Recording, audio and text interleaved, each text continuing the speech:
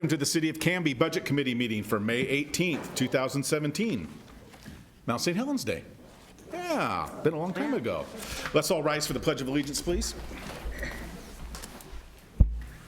I pledge allegiance to the flag of the United States of America and to the republic for which it stands, one nation under God, indivisible, with liberty and justice for all. And now a moment of silence, please, for all the law enforcement officers around our country who have fallen in the line of duty these past few weeks.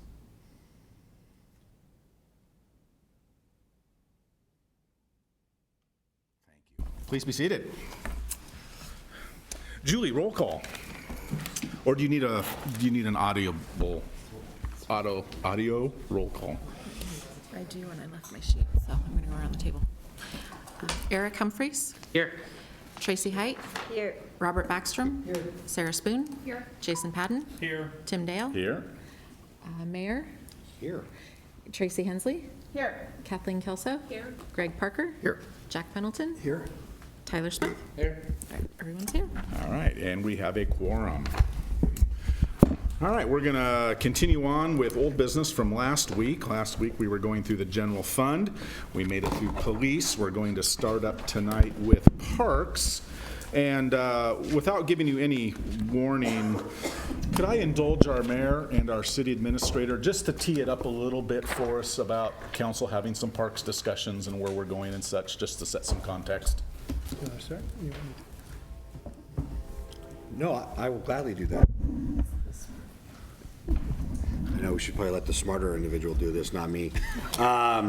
So in terms of parks conversations, I think two or three things. First item is that last night the council had a joint work session with the Planning Commission, and one of the items that was the work session was about upcoming available land use study that we are applying for and are putting together. And one of the pieces that we need to answer in there was about parks land, and we've been using the ratio of 10 acres per 1,000 residents in the city of Canby to establish the number of parks or how much parkland that we need. And so the conversation around that was either if we stayed with the 10 acres per 1,000, what does that do in terms of available buildable land for residential? Or do we lower that to more like 5.8 acres, which means that we'd have a greater buildable supply of land within our urban growth boundary. So that was conversation one that occurred last night, and we directed staff to go with the 10 acres per 1,000, which would bring, as we grow, I think over the 20-year plan, would bring us to 72 acres of parklands in the city of Canby based on the 20-year population projection. We're currently at 107, approximately. The other piece that's being discussed right now at the Park Advisory Committee, and that we have, as a council, have been having conversation about, is looking at a park maintenance fee. The recommendation that's initially been presented to the council, and that will probably still be that amount coming to us again from the Park Advisory Board, is a park maintenance fee of $5 that would be much like the road maintenance fee attached to water and sewer statements that Canby Utilities sends out. And then that would then be used for maintenance, for replacement of amenities in those parks, as well as additional staff to catch us up on the deferred maintenance, and then be able to maintain current parks, and then possibly have us in the future looking at adding more parks as we grow and are able to do so. I think those are the two main threads. Am I leaving anything out, Rick or Tim? No, I think you covered it completely. No. So that's kind of the update on that. So I think anything that's reflected in here does not include the $5 maintenance fee, because that's not been decided yet on, one, the amount, and then two, how that will end up being, I guess, implemented by one, the council, and then two, by Rick and staff. Very good, thank you, Mayor. I just wanted everyone who hasn't been involved to know that when they hear, Rick's about to tell you about a fairly status quo parks budget, but I wanted you all to know that this is a very active subject on the council and with city staff right now, so stay tuned for the future on it. Thanks, Rick, take it away. Well, thank you, and as the mayor and President Dale have indicated, the parks budget that you're seeing this evening is truly a status quo budget. You'll see just a slight increase in FTE equivalents. We used last year with some success and are proposing again this year to use seasonal workers to assist us through the heavy growing season. So they actually started, covered under the 2016-17 budget. Our seasonal workers have started and we're just hiring now. We have some working, and we'll continue to hire until we have the temporary positions filled. They'll work through the early fall when most of them will go back to school, and that will conclude our busy seasonal worker program at that time. It's been a very effective program for us. It's allowed us to address the most urgent needs in our park system in a very cost-effective way. The nice thing about seasonal workers is that they understand that they are short-term in duration. They are not benefited employees, and so from a cost perspective, it does keep the costs down, and it really benefits our park system and our full-time park workers to incorporate the seasonal workers with the ongoing demands. You'll see one equipment increase or proposed $37,992. That is for a vehicle. The park vehicles are old and very high mileage and are beginning to require more maintenance cost than the cost of an equivalent replacement, and so we're recommending the replacement of one of the park maintenance vehicles. It's a 90s vintage truck, as I recall. You'll also note, and I needed to just touch on, based on that as well, if you look back to the 15-16 budget, you'll see a $320,000 budget established in the 16-17 budget that is not reflected in 2017-18. That was for a hoped-for expansion of our community park based on an expectation or a hope that we would be acquiring some properties and that did not come to fruition. We're still in discussions. However, we don't have the high degree of expectation that we'll be able to accomplish that. If so, we'll come back to you sometime, to the council sometime during the year and revisit that issue. But we've recommending that we not allocate and appropriate the $320,000 for that park expansion. Beyond that, this is a very status quo budget. The increase in the 2017-18 proposed budget on the personnel side is principally related to expected increases in PERS costs, small increases in compensation, and increased health insurance. Yes? One first question, the seasonal temp wages, looks like that went up 25%. Is that like did we have to wait last year? Talk into the mic, please. Can you explain looks like the seasonal temp wages went up by almost exactly 25%. Is that just maybe a fourth out of? We're allocating, and from the looks at this, looking at the full-time equivalent positions, it looked like we're up 0.3. So what we did last year was we gathered a number of the seasonals and allocated them between our public works programs and our parks programs. In looking at this, my assumption is that, in fact, that is what happened. We've allocated more time to our seasonal workers in our park system in the 17-18 fiscal year than we did in the 16-17. And Yeah, my second question is just in total, our expenses for the parks, is that accurate? Went up basically $84,000 out of what last year was a $500,000 expense. That seems like a big jump, even though it doesn't, in the numbers, it doesn't seem to match up. But Well, there doesn't look like big jumps in the individual numbers, but it all adds up, and it's quite a significant increase. Yeah, the biggest increase is the replacement of the pickup, which reflects about half of that increase. The comparison, we actually have gone down a little bit in our materials and services from a projected 120, from a budgeted 142 to a budgeted 138. The comparison in the 16-17 projected versus the 17-18 proposed, you'll see a $14,000 increase, but remember, these are based on estimates. The department was able to operate more efficiently, so we're actually seeing a decrease in the approved budget, which is reflected in part in the projected year end. That number, the projected is an additional task that Julie has undertaken this year to get a better idea of where we think we're going to end the budget on June 30th. It's an extra step that we haven't historically taken, but I think it's really valuable, particularly in trying to respond to questions like Councillor Smith's, which are very appropriate to ask.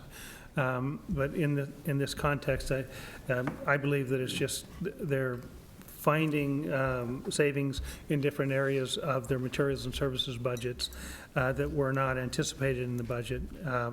Overall, we're seeing basically a $25,000 increase in the budgeted salaries and benefits and a $4,000 decrease in the budget in looking at year over year, not looking at the expected outcome. We're not going to be able to really benchmark the 16-17 projected and the 17-18 projected until we reach about the end of the third quarter next year, and that'll give us a little bit better litmus test of how close our estimates are.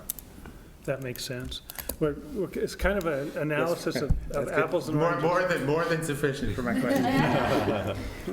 I don't want to filibuster the whole night away here. No, not at all. Mr. Mayor? So in the, under materials and services, so surveys and master plans for, so from the STC piece, it looks like we're carrying over something that we didn't do here in 16-17 into 17-18, the 15,000. I am looking. I made my notes in another part. Let me look at where you look. Sorry, page 59. Yeah. The answer is yes. Okay, See, that's what she said. what she said, okay. It's something Matilda's working on, starting some planning processes on park grant projects. Okay. And thought it would be done this year, but it's not, and so it's going to carry over. Okay, perfect. Thank you. And it looks like that accounts, from what I can see, for about 10,000 of the 80,000 that Tyler was talking about. Is because it only says 5,000 in ours, but it's been carried over as the estimate of 15,000, right? Right. Okay.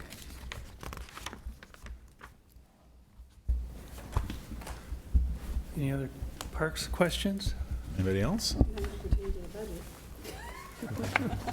Going, all right. Cemetery.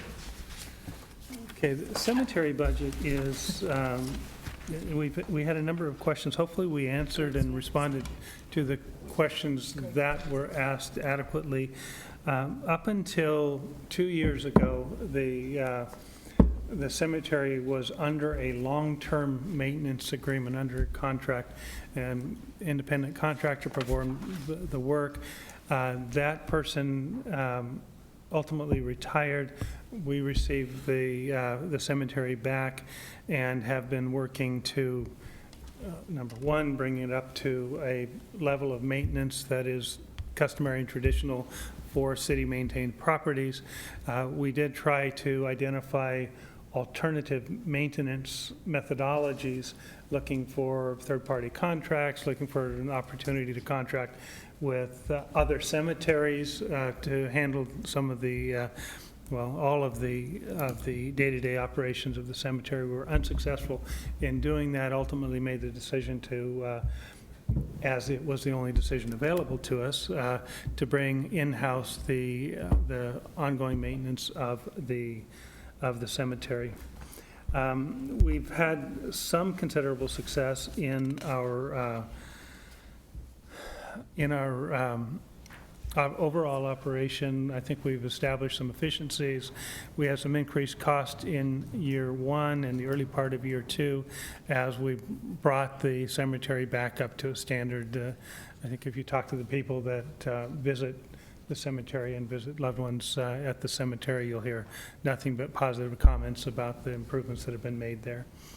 One of the questions that was asked is in the Q&A that went to Julie was whether any portion of the staff hours allocated to the cemetery occurred after hours, and the answer to that question is yes, because some of the burials occur on the weekends, and we have certain functions we're required to perform when a burial occurs or when an entombment occurs in our what are they called? Mausoleums, thank you, in our mausoleums. And so we do have an active responsibility and role. That number is based on conversation with staff today. Typically 15 to 20 times a year, we'll have a call for a burial or placement on an off day. We do charge for those services, and so we do recover 100% of the cost. They come in as revenue and help to offset the overall cost of the program. I do also need to point out in the cemetery budget that we have one correction to the budget. Under the contract labor, in the proposed 2017-18 budget, the $52,876 is actually duplicated in the salaries and wages portion of it. And up until the 2017-18 fiscal year, we measured, or we actually tracked the hours worked by public works staff and billed those hours to the cemetery and did a transfer to account for that. This year, because we have better accounting and a better track record, we've been able to see what's happened over the last 2 years. We now have a pretty good understanding of the staff hours required to maintain the cemetery. I will also say we do use seasonal workers extensively in the maintenance of our cemetery grounds now, which does cut down on the cost fairly substantially. If there's a correction, what's the contract labor supposed to be? It's zero. It's zero. I have a motion for the chair to make So then the correction. 170,000 obviously changes as well. To 118, 118. yes. Yeah, it's still an alarming jump. It's still a pretty substantial jump, and I'm relatively confident that at the end of the year, we'll have that number down even further by the use of the seasonal workers. I've had a long conversation with our public works staff that does the maintenance about reallocation of staff resources, and what I have characterized as a minimally acceptable maintenance schedule that is not as robust as this one, that will, I think, when you see the 2017-18 projected numbers, you'll see that they're materially less than what we've budgeted as proposed. It's something that we're constantly working on as we continue to try to figure out how to make this work. We didn't have anything to do with the cemetery for 17 years, and then overnight we had it dumped in our laps, so we're kind of trying to figure out how to make it work. And I know that we've had this for a couple of years now. Yeah, this Can is you for 2 maybe quarters. remind me and maybe those who haven't been on the budget committee, what did the sexton charge before as a contract? It was in the 95,000 a 90s, year, yeah. if I remember right, and it was a kind of an all-inclusive Right. charge, and what we've had to do is come in and we've made some improvements. We fixed irrigation systems. We now edge around and keep the cemetery in a, I think, at a different level of maintenance than we have in the past. I was having conversations with Jerry Nelzine earlier this afternoon, and he said that they've done a good enough job that if things got really, really bad and we didn't edge for 2 years, that it wouldn't look any worse than it did a couple years ago. So, and we don't want to let that happen, obviously, but it just gives you I think, an indication of the improvements that have been made. Yes, sir. So if I'm understanding right, we're subsidizing with general fund money into the cemetery, what it brings in to the tune of about $90-something thousand. And I'm curious to know, I mean, a lot of the local churches have their own cemetery, and they're not, bleeding money into the cemetery to, somehow to subsidize it. Private enterprises have cemeteries, and they make a profit off of it. What is it about cities? Is it just Canby? Is it all cities that, sort of don't run their cemeteries in a very cost-effective manner? Or why are we so much, I guess, compared to others? Why? I don't have an answer to that. We actually did a tremendous outreach in the months leading up to having to take over the cemetery, and we reached out to Oregon City and Malala and other community cemeteries that were city operated, and were not successful at enticing any of them to come forward and take over our cemetery. We promised them all the revenue they could generate, and if they would only take on that responsibility, and they declined to do that. We also contacted, I met personally with the mortuary to see if they would have an interest if they saw a profit opportunity. They declined as well. So I'm not at all certain that the faith-based cemeteries and other privately endowed cemeteries are actually operating at break even or a profit. I think that they rely a lot on volunteers. I think they rely a lot on donations and other contributions that are transparent to their operating budgets, but are very much, in reality, are very much a part of their operating costs. Cemeteries are not something that have been profitable for cities ever, and we wish that we were not in a position of having a cemetery. We looked for months at different ways to make this work so that we wouldn't have the cost burden, because it was the last thing I wanted to do in my first year stepping into this position, was take over a cemetery that I knew couldn't be profitable or break even. Even when we had the individual that was under contract providing the services, there was still a cost to us. At the risk of extending a conversation that I know is Greg's favorite subject, I do want to kind of point out to those who might not have noticed, the sexton was $95,000 or so. The thing that stuck out to me was the alarming jump between the 16 and the 17 budgets. But if you look back when we actually had the sexton, if you take out the error of the contract labor of $52,000 and you bring it down to 118, we're only about $2,000 difference in budget. So we're really not talking about a huge increase. So it's safe to say that we can let Greg off the hook and we can maybe not talk about the cemetery anymore. And we are getting better, and each year we're getting more efficient. We're identifying areas of cost savings. We're making economic decisions that the ultimate outcome of which is a cemetery that is not quite as well maintained as perhaps our parks is, but still meets the needs of the community. And so we're kind of trying to dial that in. Our parks and our public works crew takes tremendous pride in delivering a perfect product. And what we're working on now is delivering a really good product, but it doesn't have to be perfect. So those are the ongoing discussions, and why you'll see some reductions in this year. And we've had this conversation, and I respect and appreciate the work that Public Works does to give us this incredible service to the community, the cemetery, but at the same time, we're very cost conscious on this. And we will continue to do everything we can to get the price down. Any more questions? Okay, we do have a little bit of housekeeping to take care of under contract labor. The $52,876 needs to go to zero.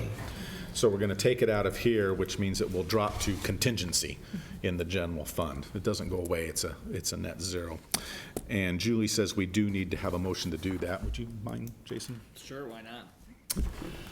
I move to amend the fiscal year 2017-18 City of Canby proposed budget by decreasing the general fund cemetery department budget by $52,876, increasing the general fund not allocated department budget by $52,876. Second that. All right, it's been moved by Jason, seconded by Tracy Hensley. I will not reread the motion unless anybody needs it to hear it again, do they? You good? Ready to vote? All in favor, please say aye. Aye. And any opposed? Thank you. Economic development. Economic development, you'll actually note that economic development has a slight reduction in the 2017-18 budget as compared with the 2016-17, and the if you're looking in a comparison between the 16-17 projected and 17-18 proposed, you'll note that they're both very close. As you know, our economic development, and this is the general fund side of the economic development program, and it captures all of the activities of economic development, is funded in part with a transfer in from our urban renewal agency, but another portion of this is a general fund cost. Specifically, the areas of general fund cost are the Independence Day expenses and the Canby's big weekend with the street dance and big night out. We've picked up a portion of the light up the night, depending on whether we can allocate it appropriately to urban renewal. We're working really hard now in identifying and designating the charges appropriately between our urban renewal agency and the general fund economic development program. In the aggregate, you'll see that we have a slight reduction in full-time equivalent allocation, and that is because we have taken a closer look at how staff time is allocated. And this does include, one of the questions that was asked is, how come the wages are so great? And I'm the biggest culprit because about 30% of my salary is spent in economic development and almost entirely on the urban renewal side. Because one of the other hats I wear, for those of you who are not familiar, is I'm the director of the of our urban renewal agency, and spend a disproportionate amount of time, hopefully a lessened amount of time in the years ahead, but a significant amount of time on urban renewal activities. A portion of our assistant city administrator's time is also spent in that, Renata's and Jamie's time, and then a small amount of clerical time. So that's why, if you wonder why the salaries seem like so much, it's because you're paying for me. Honestly, that's kind of a bottom line. The good news is we're seeing a kind of a pattern of managing the resource pretty effectively. We're not seeing big increases. We're not investing in new program areas. What we're trying to do is identify areas that we have seen a significant rich reward. One of my priorities as a city administrator is to retain and enhance the sense of community that exists in the city of Canby. And we've had a lot of discussions over the last couple of months about urban growth coming into our community and what we can do to maintain a small town feel and a sense of community. And so I have asked our economic development folks to really focus on community-based programs that bring everybody within our community to a central location so that we can have experiences together, and so that we can not forget that we are more than anything else, we're a community, and that we share those positive experiences. So, and that's why you see investment in Canby Independence Day. That's why you see investment in our street dance, the Canby's Big Weekend, Light Up the Night, and those types of activities. Those are the kinds of programs that allow us to not forget who we are as a community. What's the flower program? Flower program, you see all those beautiful flower baskets sitting around? Went up They today. were hung today. That's the flower program. I'm hanging them today, yes. Yes. And it also extends to some of the plantings that are done here on First Avenue, or excuse me, Second Avenue. A couple of questions on that. Go ahead. Second, Tracy's asking. I was wondering if the Canby Livability Association, are they still doing the lower baskets, the planters along Second Avenue, the planter rounds in the Second Avenue? Are they doing that this year? I think that we are doing those now, aren't we? Yes, we are doing those Okay. now. Yeah, we picked those up a couple of years ago because they weren't getting done. Okay, when you look at the goals of economic development, and when you look on the website and you look at the goals there, and the very first one of them is to increase businesses and therefore increase tax revenues. And it concerns me that we're seeing not very many new buildings popping up in the industrial park. It concerns me that we've still got a lot of vacant storefronts. Where are we going on that side? Do we have any goals of how much we'd like to see happening? I mean, I know the ideal goal would be every storefront downtown, or every front in town full, and all the business park and everything, but do we have any kind of numbers, timelines, anything? You know, we don't, and in fact, we can't. We can't control what we don't own the storefronts, and so others are responsible for that. We are engaged in statewide associations. We market our products. We are very proactive when we have a business lead. We are actually working with 5 or 6 different leads in the industrial park alone right now, and are spending an extraordinary amount of time. We spent a couple hours just today on one in particular, trying to find ways to make their business plan work within the industrial lands. And again, that is a situation where we put our best foot forward. We offer the incentives that are available to us, typically as state incentives, and then the negotiations have to occur between the private landowner and the business seeking to come into Canby, and we just hope they can come to agreement. If they're successful at doing that, then we're successful as well. But right now we have 6 different leads that we're working with in the industrial park that have a total assessed value, if they all came in, something in excess of $200 million. It just gives you a sense of proportion and scale. Do I know that all of them will come in? No, I don't. I don't expect that they will. I will tell you, however, that I would be surprised that if we don't have 2 to 3 of them breaking ground before the end of the 2017-18 fiscal year. We're making remarkable progress. Renata does an extraordinary job as a liaison and a person who works between the industry and the community.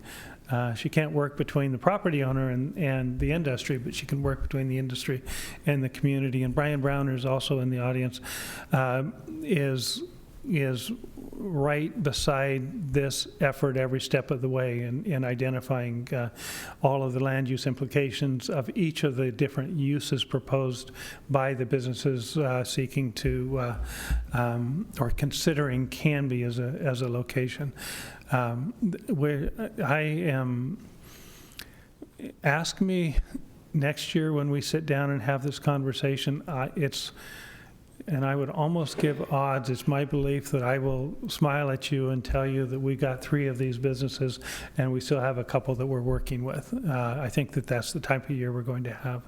One thing about economic development, in particular in dealing with industrial development that's worth, from $20 to $120 million in investments in our industrial park, is that they don't make decisions overnight in our investment, both in terms of staff hours and in terms of our commitment just day in and day out, both the infrastructure commitment and staff commitment. You just keep pounding the pavement, you just keep providing the answers, you just keep being responsive, and at a point in time, what we have to offer as developable lands and what a potential customer needs will match up. And when that happens, then something special happens. And I feel really good about some of the work that's going on now. How are we doing compared with other cities? We have, we're not Wilsonville, and so we don't have the industrial lands that they have. But I would say if you ask Clackamas County that question, they would tell you that, and if you ask the Oregon Economic Development Group, they would tell you that we are an extraordinary city to work with, that we are first in line when a new business opportunity presents itself, that, and we take a look at each opportunity. If it's not a fit for us because the resources demand or the infrastructure needs, or, there's an element that we can't meet, then, we'll be honest about that and move on to the next lead. But I think you'll hear both from the state economic development offices and really Clackamas County. If you speak to their economic development folk, they will tell you that there is not a better city in the region to work with than Canby. I'm really proud of the work that we're doing. Any other questions on economic development? All right, now we come to the not allocated department. The not allocated department. In the not allocated department, we capture all of the revenue that can't be directly attributed to a specific departmental operation. So there you'll see the property taxes and the other taxes that come in as discretionary taxes. Those are the funds that support our law enforcement activities, our general fund activities that are not supported by a fee structure. Our general fund activities that are only partially funded by a fee structure. So that's the not allocated revenue of $6.61 million really reflects those revenues that come in as general purpose revenues to the city and are then used to fund city operations. Transfers in the $847,000. They actually capture all of the overhead costs.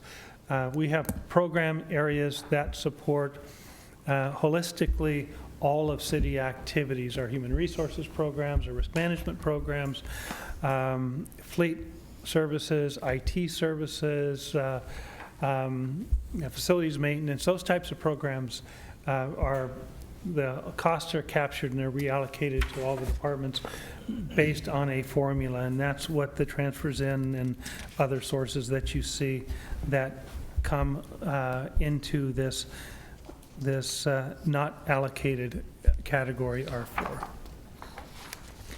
On the next page, something that we started in the 2016-17 fiscal year,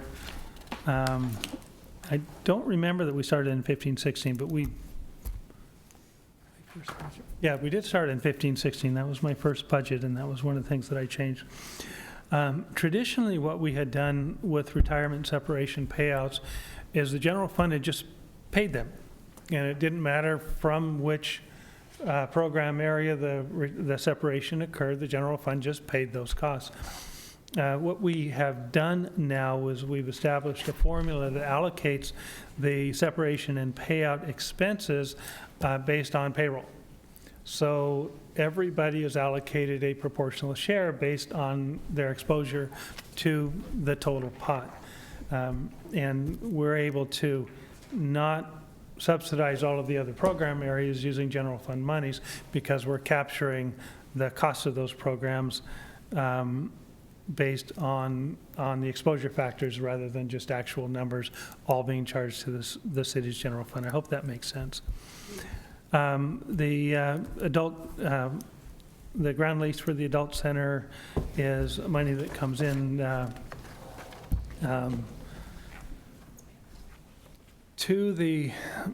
it's money that we get and then we pay back out again, as I recall. And then the workers' comp prior year claims is catch up from a bad year of experience in 2016-17. We've not had a good work comp year. We've had a number of work-related injuries, and we are handling those appropriately. Nothing more that I can really say. The cost is the cost on those. We do have an exceptional return to work program, I will tell you. And we do return our employees to work in a number of different program areas. For instance, we had some sworn personnel who are working to support the library because they were placed on light duty and so they're doing RFID tags. Anytime we have an opportunity to bring people to work rather than placing them on a paid workers' compensation status, we do that. Helps us. It also helps the employee because it keeps them focusing and functioning as a city employee making a contribution. The PEG access fees are the fees that we pay out to CTV5 based on billed charges. And that is our general fund not allocated category. Tracy? Retail lease, it's on page 64. There's nothing proposed for this year compared to 8,000.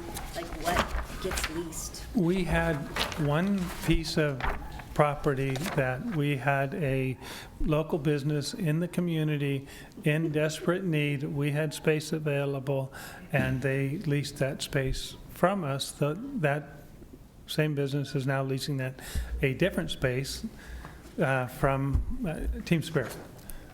We had a lease with Team Spirit. They lost their old lease. We had space available. They leased a small area in our finance department. When we moved out of the finance building and we began the transition from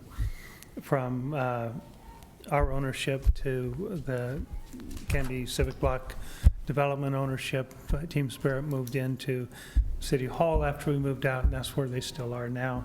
The lease is no longer with us. It's now with CCB, Canby Civic Block LLC.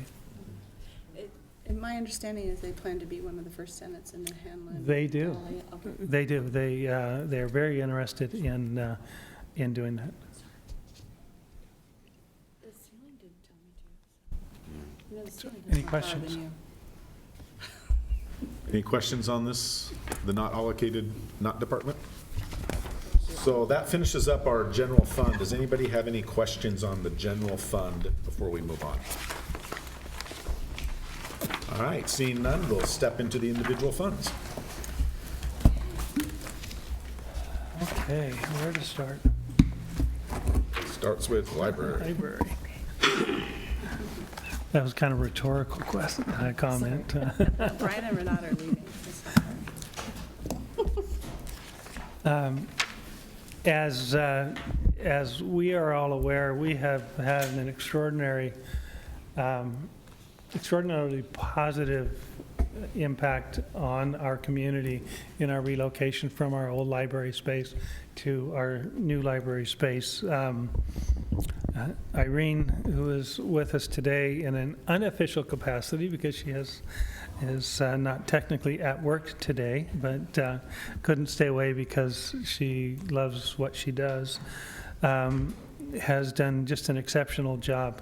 One of the outcomes of this move was recognition that there is significantly greater demand for services in our library than there has been in the past.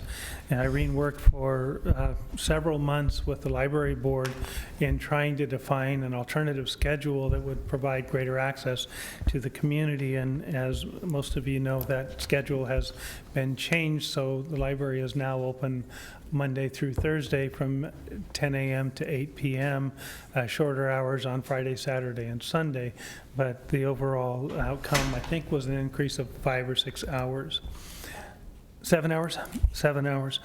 And you did not hear Irene say that because she's not technically here, but a member of the audience has told us it's 7 hours tonight.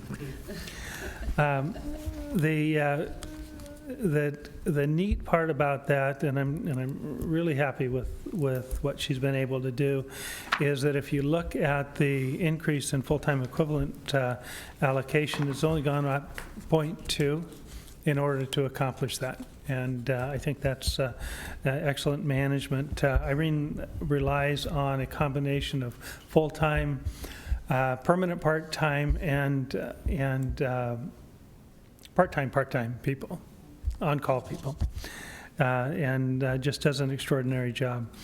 The increase, the largest increase that you see in budget costs, the increase from 15-16 budget of $650,000 to $708,000 in the proposed budget is principally related to increases in would be COLA increases, expected increases in salaries, and then the effect of the PERS increase and the increase in insurance costs. From the balance of our budget is very conservatively put together. One thing that you will note as we go through is that there's actually a fairly significant reduction in the reserving for this program or the contingency in this program between the 16-17 and the 17-18 fiscal year. And we had a long conversation about that, and there is an exposure associated with that. We think that Irene and Julie and I had a long conversation about what that exposure represents and what the potential upside of this expenditure plan is. And we think that the allocation of funds as they're being recommended today will have an ultimate positive impact on the delivery of services in the library. We have already discussed and agreed that we're going to sit down in January and evaluate how this is working, because it depends on a combination of on-call, permanent part-time, and full-time employees. And we've only estimated what the financial impact is going to be. It will be less than this, but we're not quite sure how much less than this. So we've estimated what I consider to be the worst-case scenario, and we'll be sitting down at mid-year making adjustments as necessary so that as we begin the 18-19 and 19-20 fiscal year, we'll be dialing that in much more closely than we perhaps have it today. I feel confident in the budget. We spent probably more time with this budget than any other single budget trying to be able to develop something that will work. As all of you are, I'm sure, aware, this budget receives no general fund support. It is supported by the library district tax revenues.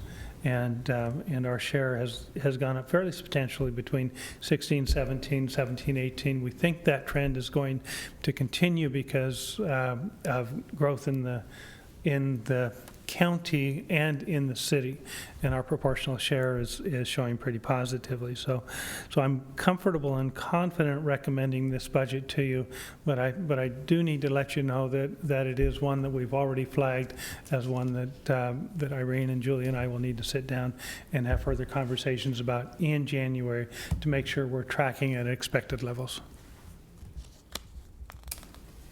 Any questions?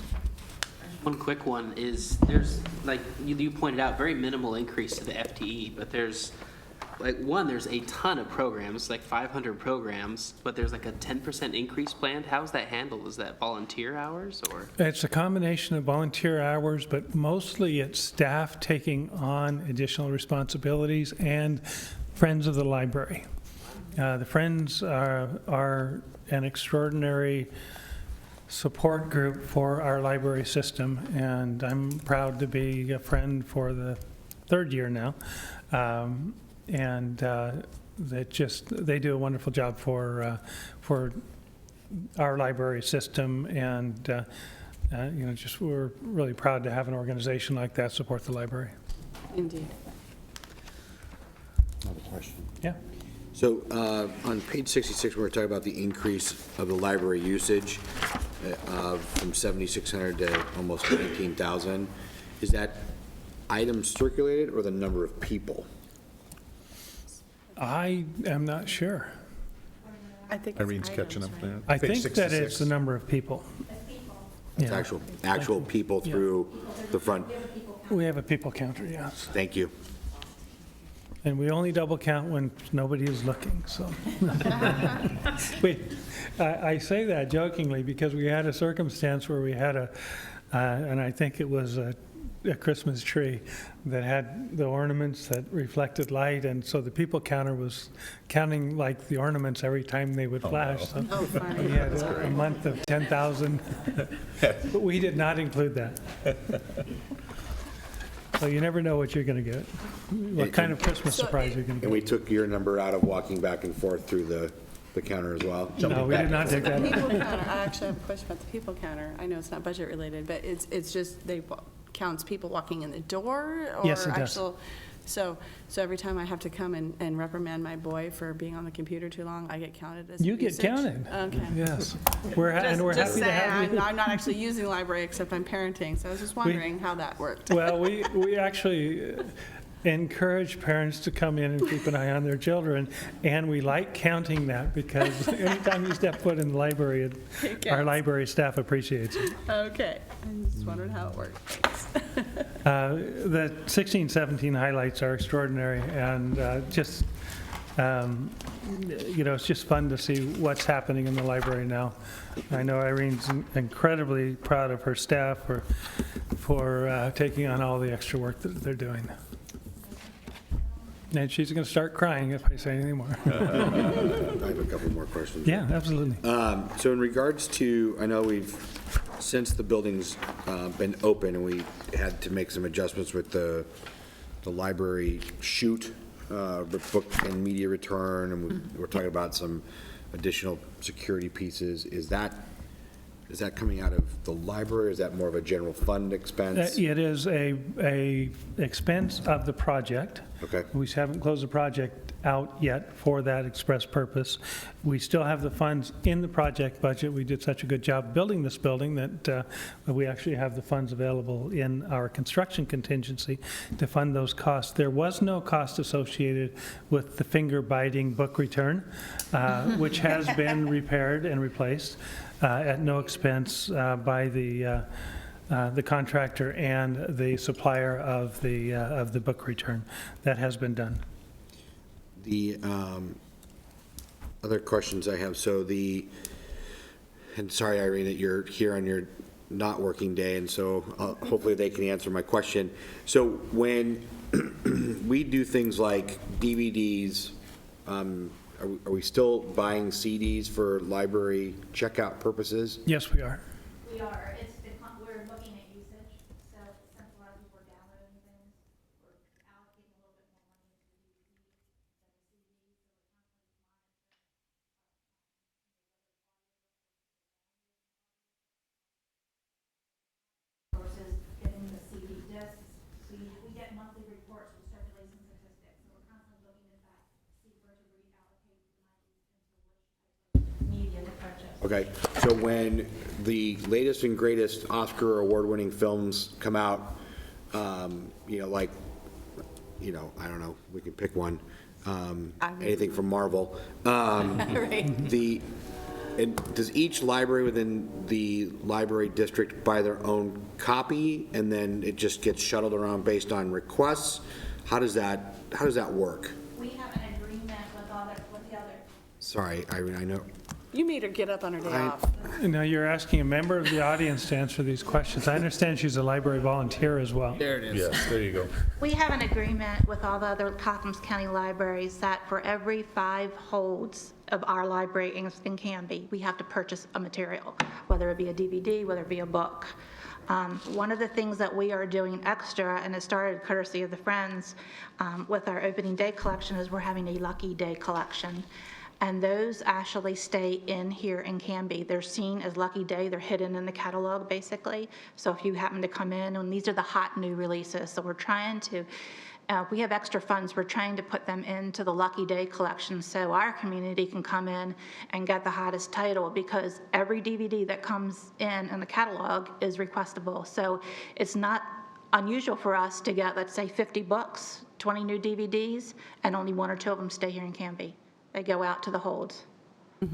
So that's the advantage of having the extra funds available for the Lucky Day, that there are the hot new cool things that are here for Canby. Did that answer your question? Yeah, it does, thank The you. Lucky I Day was is just, pretty cool. just something I'm just thinking of, just again, what we bring into the library, what's trending, what's no longer trending, you know, what, you know, again, now that my children are older, they're a little bit more careful with DVDs as compared to maybe when they were, you know, 4, 5, 6, 7 years old and thought that, you know, Frisbees? potentially Frisbees or whatever, and, or the amount of There, wear and tear our we could DVDs invest get. money into a DVD cleaner. Some libraries do, but they're quite costly. Sure. But we do, you know, we look at them when they come back. They do try to get cleaned somehow with that to make sure that we can keep them to the top shape so they don't ruin anybody's machine with that. And we do weeding reports regularly, monthly, to see how much things go out, if things haven't gone, depending on what type of item it is. And it's divided in between circulation into children's, whether it be adults, whether it be DVDs. We look at the circulation trend, and for instance, large print books, usually each large print book goes out 3 or 4 times a year. We look at that, but if something's sitting on the shelf for a year and doesn't go out, we usually put that for the book sale with that, so we can keep room on the shelves and keep it moving. Great, thank you very much. Thank you, Appreciate it. Irene. And then my last question, Rick, can you, and I think you touched on it a little bit ago, but can you explain the overhead, the OH to general fund and the amount? I mean, I know that we do that. I know that we do that through all the departments. Yes, we do. Sometimes the library seems to be It's the one that gets hit, that heavier hit. people talk about, yeah. I don't know that it's heavier hit in proportion. It's based on usage, and in the library's case, they have a lot of computers. Those computers require support. Some of the support is through Link, but some of it is through our IT department. So that results in a fairly substantial charge. They're a big space, and so when we have facilities charge, they get a proportional share of that. Human resources charge, they get a proportional share of that. And then the number is the number. We charge everybody the same based on a formula. So they're not getting a heavier charge than anybody else. They just have more allocable costs. On page 99 and 100, it explains how those charges are allocated and what goes into them in more detail for every department. Thank you for that. That's in the appendix, by the way. Yes, thank you. Thank you.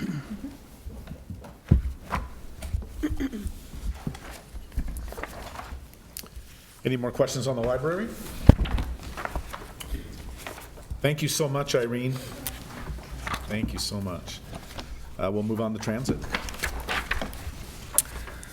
The transit program you have heard so much about over the last 3 months, and I would just ask if there are any questions. I will say, for those of you who are not, haven't attended any of the city council meetings or any of the several meetings that we've had in discussions about a transit master plan, that the meeting last night, Julie presented a proposed new contract with the bus company, and it actually will result in a reduction of cost, which we'll have to calculate, figure out, and make that adaptation at some point in time in the future. But this is essentially a budget that is based on the continuation of services essentially at the existing level. It's hard to fault the work that Julie has done in managing this budget. She's done an extraordinary job, as good as any of our department heads, at identifying grants to support the transit programs, bringing monies in to, I don't know that we have ever actually bought our own bus. I think she finds grants every year to buy buses. So I really appreciate the work that she does on this. I have I think payroll tax question. And that may be reflected in the previous years, but I know that, where did I see it? Anyway, so that we were doing a concerted effort of going back and trying to collect on past or very overdue transit payroll.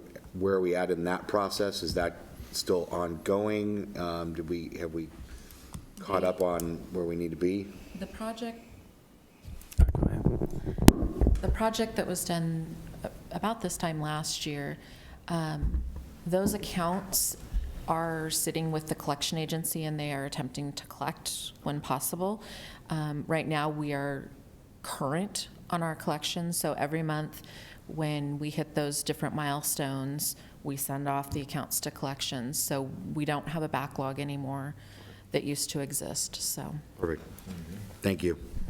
And to just add just a little more background to that, as most of you know, we kind of entered into a system that we didn't fully understand all the ramifications in the early stages. We knew how to collect it. We knew how to bill for it. We knew how to collect it when it was paid, but we hadn't developed that next step of the system, which is how to collect it if it isn't paid. And so we went through about an 8-month process, evaluating options, developing letters, and then we sent those letters to the businesses that were in arrears, gave them an opportunity to catch up, extended every courtesy, and then reached a point in time when all of the unpaid back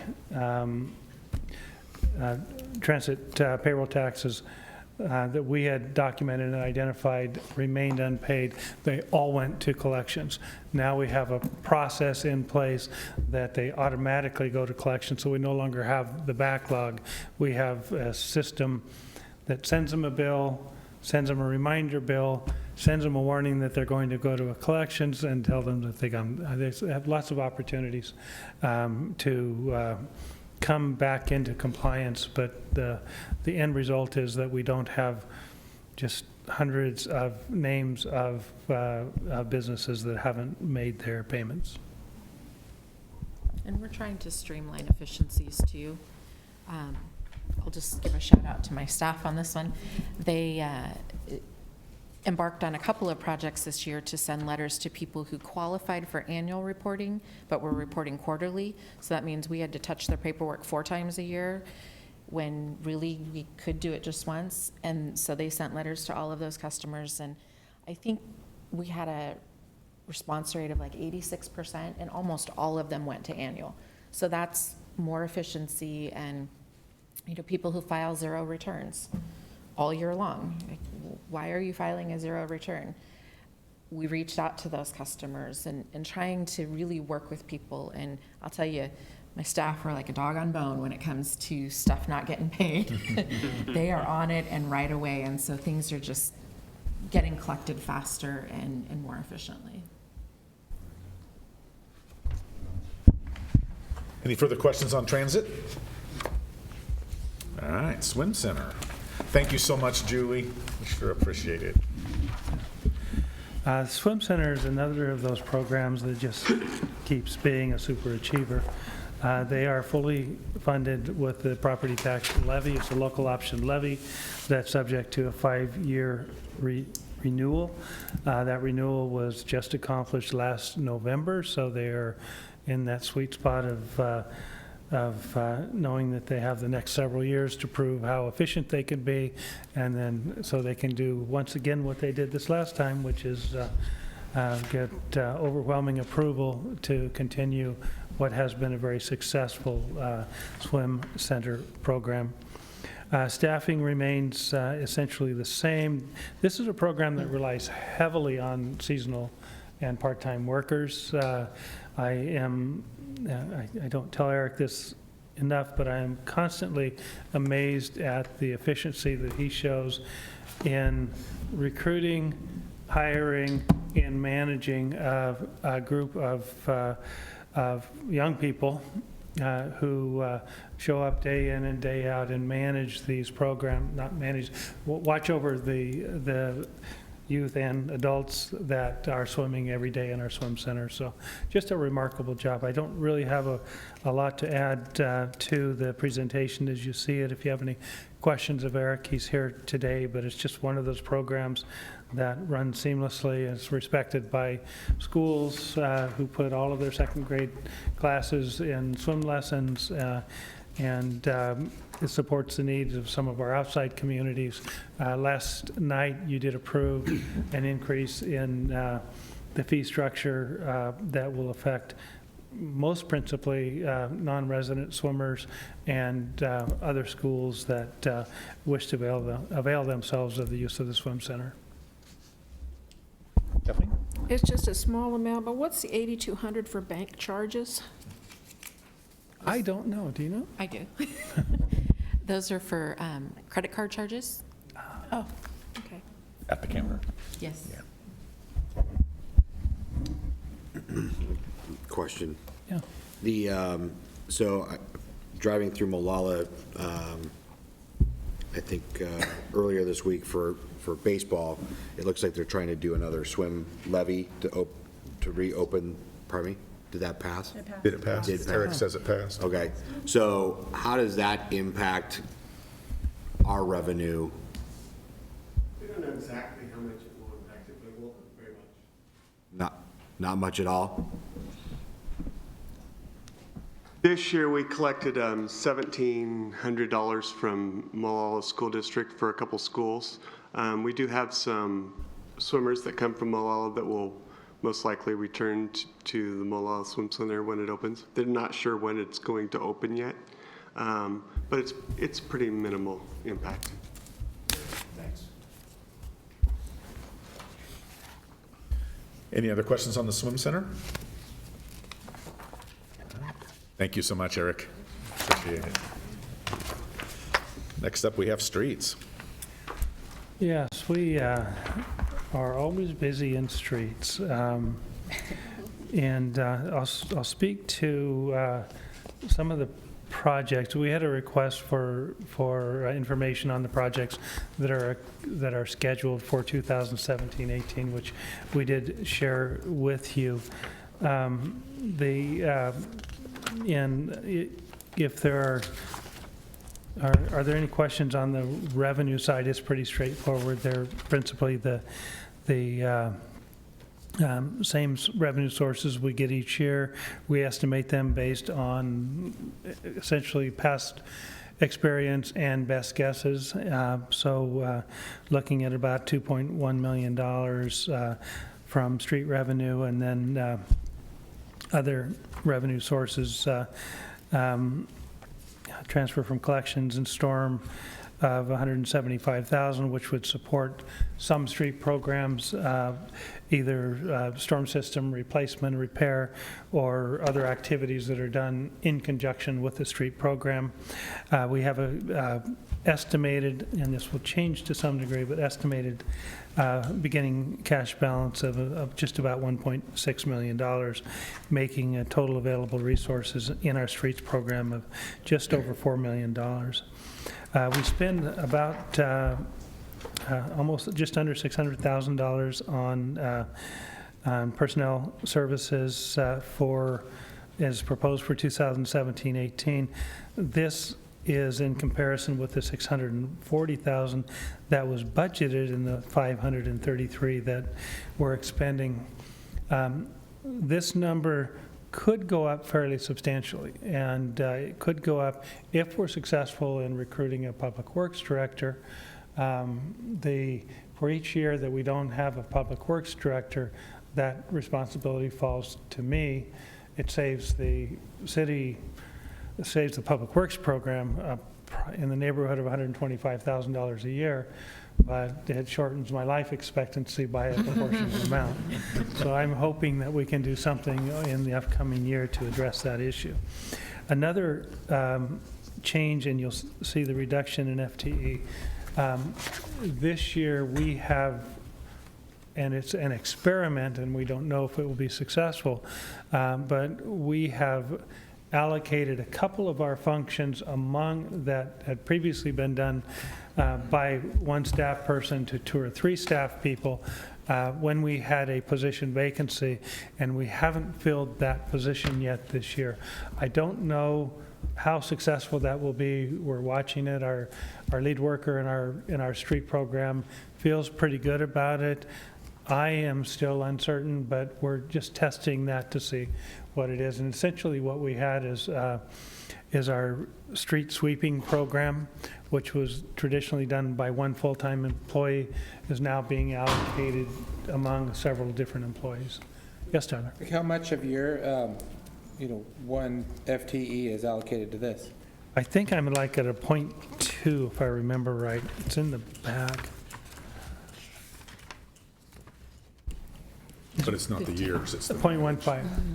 0.15. And interestingly enough, my allocation would be 0.15 even if we had a full-time public works director, because the city administrator has a very active role in public works activities, just because it's such a substantial part of the overall operation of the city, and it's so important that the city administrators stay plugged into what's happening.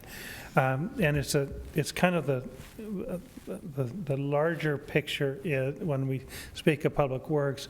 It's streets, collections, which are all the sewer lines that are in the city, and our storm system. And so there's actually a pretty substantial, and our wastewater treatment facility. And so it's a fairly substantial responsibility. And right now we're successful because we have several amazing lead workers. And I don't want to leave out our parks, because that's also a responsibility of the public works director. But our lead workers in each of those divisions do a very good job. They report directly to me, and so we've been successful. We will continue to try to find the right fit for a director, because I don't think that a long-term solution for public works is the city administrator doing that work. I happen to have some background in that field, and so it's not as great a stretch as you might think it would be, but it's just not an appropriate mix of responsibilities.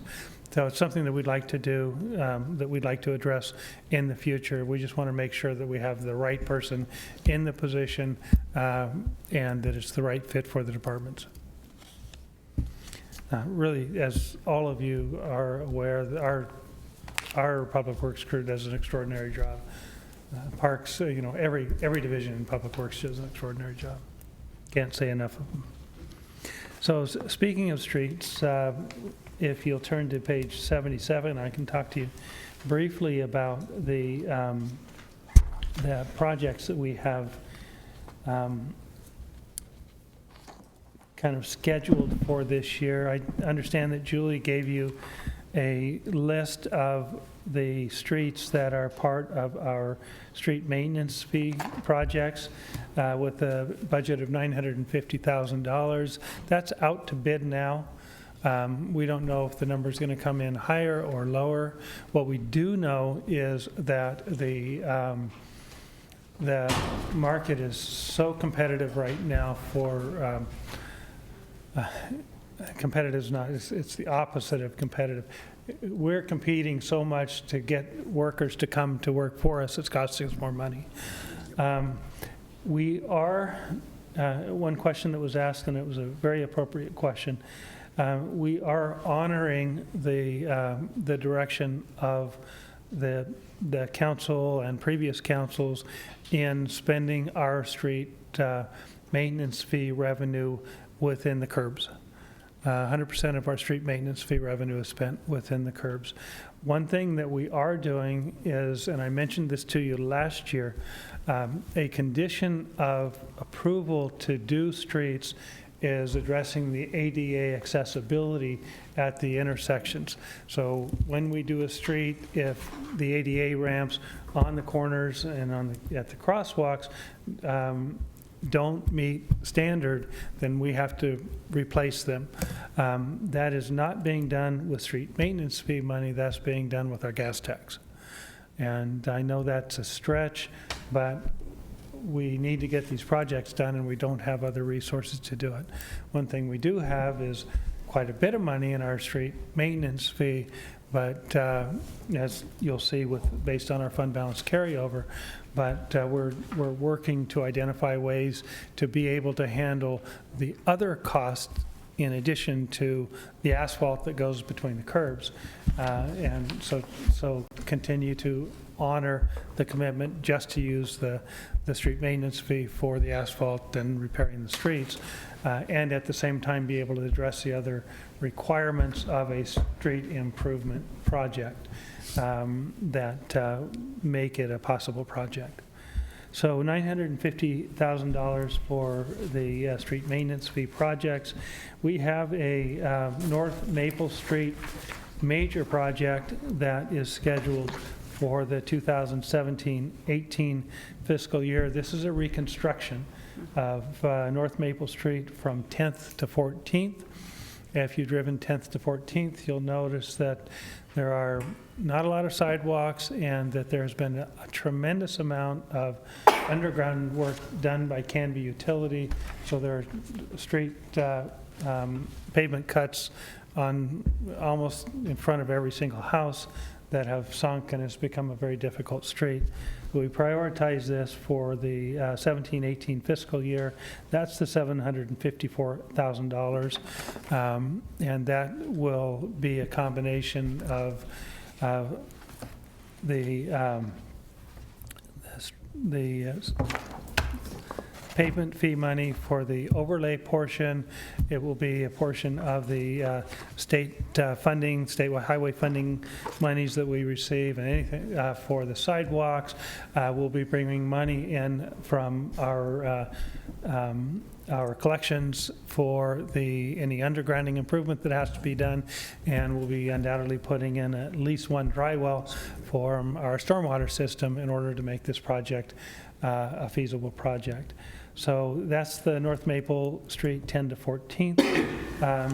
Actually really excited about that project. We had to make a decision between North Maple and doing improvements to North Locust Street between 4th and 10th because of the street condition on North Maple as compared with the street condition on North Locust, and some logistical issues that we had on North Locust relative to how we could construct that street within the street right away, because there are some unique issues with that. We have identified the North Locust project as a 2018-19 project and are already underway in discussions with the residents on North Locust. As a matter of fact, I met with Jerry yesterday, and he initiated contacts yesterday and is having conversations even today to begin to resolve some of the issues relating to a major project on North Locust in 2018-19.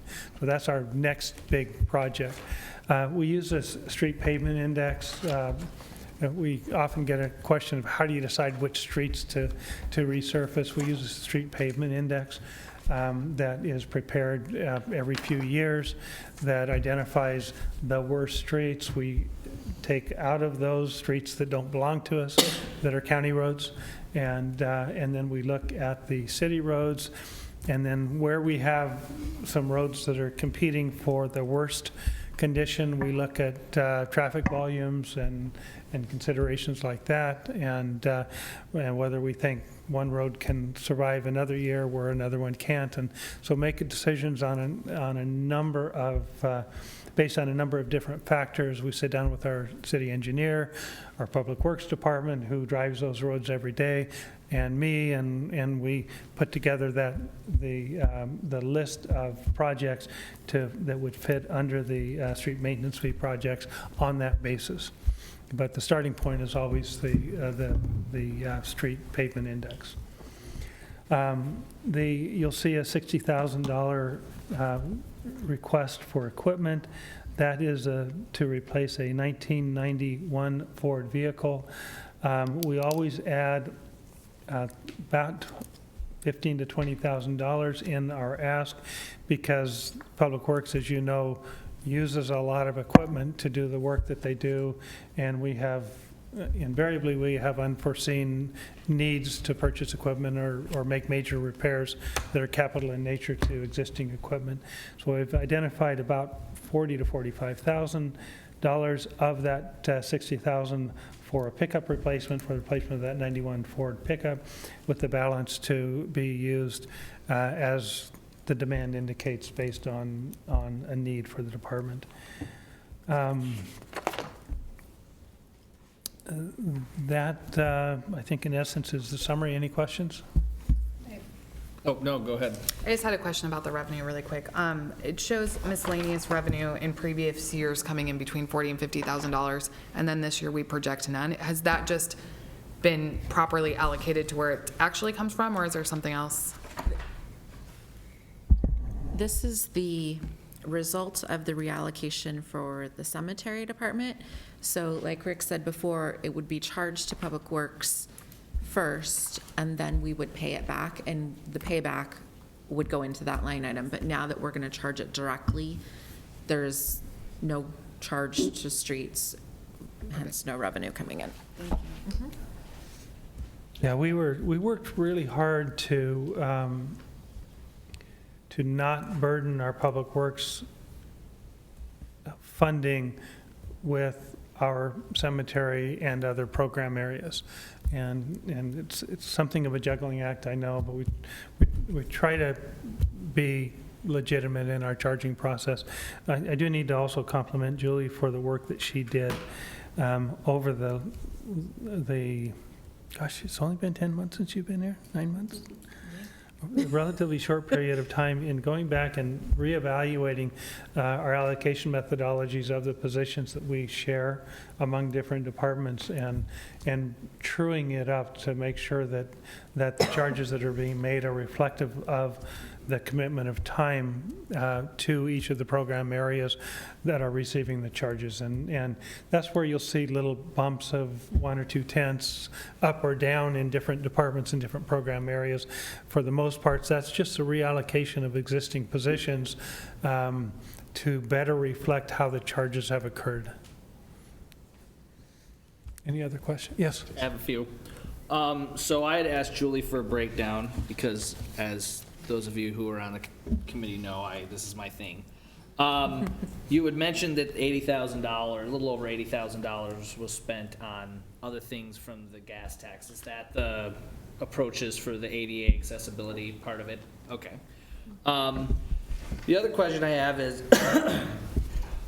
I know at times there was talk of some sort of moratorium or something to be put on cutting into the streets after they've been done.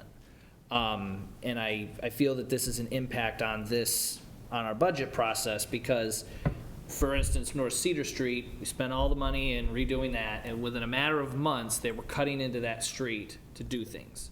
And now there's uneven spots. I think there's already a hole in it.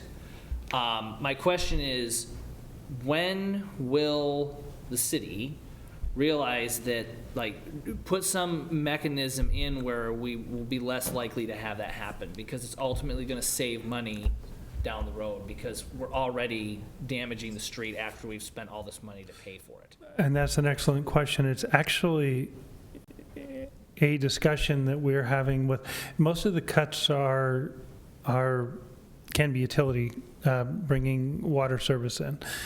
We work very hard to identify underground improvements that the city is responsible for when we reconstruct a roadway or when we make road improvements. And we've been having active discussions with Canby Utility to identify ways that we can provide adequate advance notice to them so they can look at their systems improvement programs, identify those areas that we are also going to be working in, have them do their work in advance, and then us be able to come in behind and do the repairs. One change that we've already made, and you'll note the benefit as you travel 4th Avenue in front of the fairgrounds, is that Canby Utility asked us about 4 or 5 months ago to take over the responsibility for doing any significant repair work that they have traditionally, when they have a road torn up because they're working in an area and then they do a patch, it typically doesn't last the way a Public Works patch lasts. So we have an agreement with them where when that occurs, they contact us, we get the bids and solicit the contractors. We send them the bill for that service, and so we're now coordinating the repair work. So it doesn't stop getting the roads cut into, but it does result in a repair being done to a city street that is consistent with the expectation of our Public Works Department relative to the quality of the repair. So you'll see improvements. The instant example, because it was such a big hole and it lasted so long and we all drove over it multiple times, is a repair that was done in front of the fairgrounds. And so we're working on that. It's a communications issue between the city and Canby Utility, and we're having active discussions about it, which started way last summer as we were trying to manage an overlay project on a street that they were in the process of getting ready to cut into after we already had our contractor on site. We actually tasked some city staff out to assist Canby Utility to complete the work in advance of our contractor, who was standing by unhappily having to wait an extra day before they could do their work. But the outcome was that it cost us a little bit of money in overtime. It showed, I think, a good team effort between the city and our local public utility, who also does an extraordinary job, and identified a weakness that exists in the relationship that we're working to identify and to rectify now. So it's an excellent question, Jason, and it's something that we're dealing with now. Okay. In tandem with that, and the same thing on Cedar, I understand that, the city goes with the lowest bidder for these projects. Is there some sort of tracking mechanism as to the quality of the materials and the work? Because already that street is checking the center. I'm noticing on a lot of the places that have been done where the seam is on the center of the road, it's already starting to deteriorate. Like I said, I think there's already a hole in the middle of the street. Is there any, insurance mechanism or something that can be gone back onto them after this process to say, look, this is not how this should be working? We look at the project at the time it's complete. I try to identify any deficiencies. If we identify deficiencies, then we do go back and hold them accountable. and they come back and do the repairs. Once we're out a few months, we aren't able to, we don't have those kinds of warranties. What we do, and it was part of some of the reports, is we go back and we reseal the seams that exist. And what happens typically in a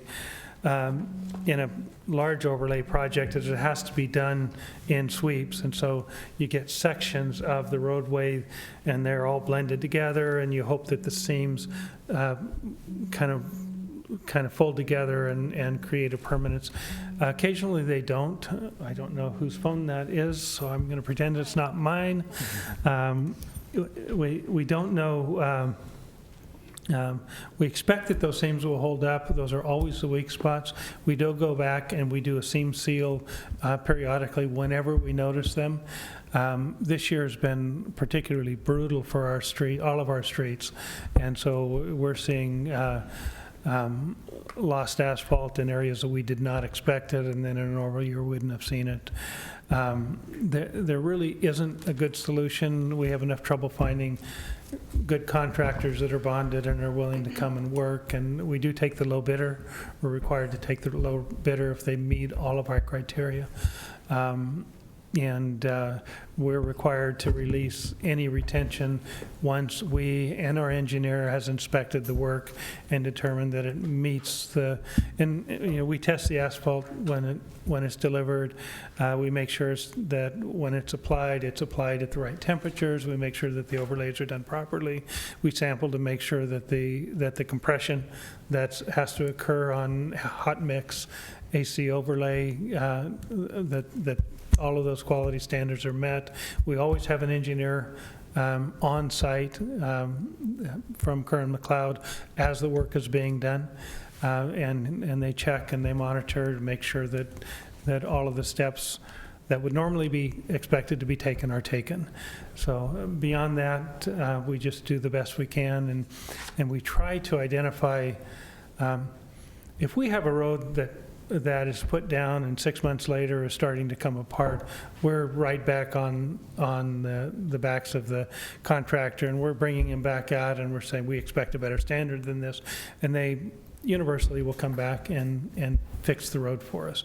If we're out a year or two, it's you know, you really can't document what's happened between then and between the time that the road was done and now. It could have been that someone ran a Caterpillar with on a set of steel treads across it, and they have caused problems. And so, you know, we try to be reasonable. We've had real good success with our contractors when we stay on top of them, and we have a very high priority of keeping a staff person on site as the work is being done so that no shortcuts are taken. That's about the best assurance that we can give. Okay. My last question, which might be pushing the boundaries on this, so you can stop me if you need to. These county roads, has there been any movement with the county on working with the city on fixing these things? I will say, master plan, something, even like cricket chirping. Crickets chirping. Cricket chirping, yes, lots of crickets. Yes, it is beyond the boundaries. But having said that, I have had conversations as recently as late afternoon today about our goal is to identify ways to make this work. I think we have an opportunity to take maybe one street this year. I had a conversation both with County Public Works and our City Public Works staff about one particular street. I'm not going to say what it is in case it all falls apart. It's a relatively small piece, but it has all of the needed infrastructure. We've had some extensive discussions with our engineer about ways that we could manage the street pavement system without going to the added expense of having to add sidewalks and curbs and gutters, because that's the big expense. while at the same time starting to address some of the underlying stormwater runoff and management practices and extending wastewater into different areas of the community. So we're having these ongoing discussions. It's kind of a three-way discussion at a policy level, at administrative, with city administration and our elected policymakers, the county on the other end, and then my public works staff as kind of the key pivotal, working with our city engineer to see what can work. But the short answer to your question is, yeah, there are active conversations that are ongoing. In the best case scenario, I will be bringing to the city before the end of June a proposal to take in this little tiny small section of county road, but it represents a big step. We also have a major project that's underway for which we have funding, we have approval. The intergovernmental agreement just came to my desk this afternoon for South Ivy.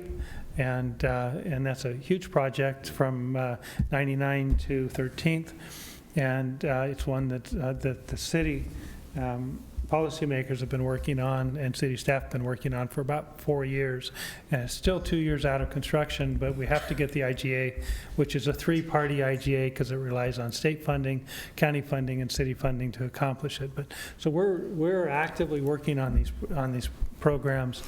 And I had kind of a head shake like this from the council during the retreat that said, you know, you at least need to take the time to take a look at this, have a conversation with the county, and see if we can figure out something to move the needle, because absent an affirmative action, then nothing would ever happen. So yeah, don't be surprised if you see progress this year. No Fantastic. promises, but don't be surprised. Because I'm still planning to make good on my promise to pay the open forum of the county commissioners meetings a few visits this fall. Yeah. I will say that if we do this, it will require that we use our street maintenance fees to put the asphalt overlay in the center of the road. That's fantastic. Lots of discussions have to occur. There's a number of policy discussions that are way above my pay grade that are happening at C4 and are happening among our mayor and councilors, and he's reporting to the city council relating to other opportunities to generate revenue, which could have a positive impact on this as well. But those are all discussions that are, again, happening. They're above my pay grade, and they'll share, I think, as we have any information, and as I learn, I will certainly share as well. Awesome. Do you have a question, Mr. Mayor?